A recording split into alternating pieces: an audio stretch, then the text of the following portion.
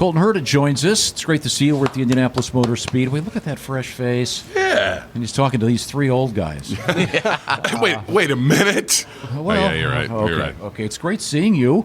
Yeah, good to see you guys. What do you think about the race this year? How are you going to win it? I'm going to have to pass a lot of cars, that's for sure. It's kind of starting a little deep in the pack, but yeah, it's going to be a tough one. They added downforce compared to last year, so that'll add a little bit of a different dynamic. I would imagine the leaders will get a little bit less fuel mileage because of that, which could make it tougher for them and actually easier for me coming from the back, but we'll have to wait and see.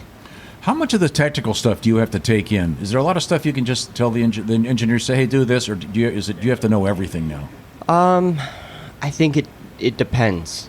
It depends on what you're really talking about. Obviously, setup wise, the engineer kind of leads that front. But during the race, there is constant communication of both ways, giving suggestions on what we think the right thing to do is.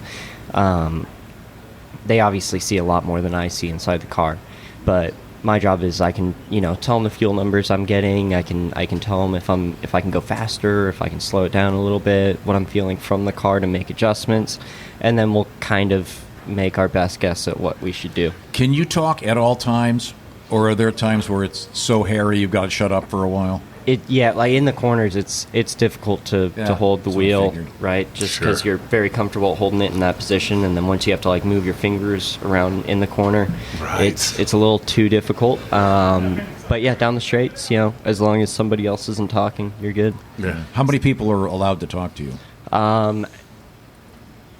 Probably 3, the 2 spotters, and then 1 person on the stand. Your dad doesn't have override if he's not. Can he can't get in there? He doesn't have a. He doesn't have the red button.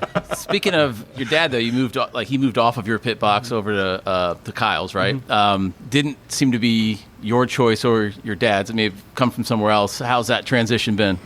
It's been smoother than what I thought. Obviously, we race car drivers talk very differently, between ourselves and how we act on the radio and how we explain things.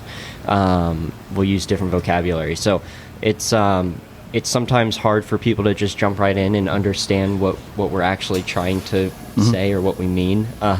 But Scott's done a great job at that and understands it fully. So that was the one worry about switching that I had, but it's been seamless. Was it for the benefit of Kyle and getting the experience from your dad, or was it maybe the freshness between you and your dad that they were trying to calm down a little bit?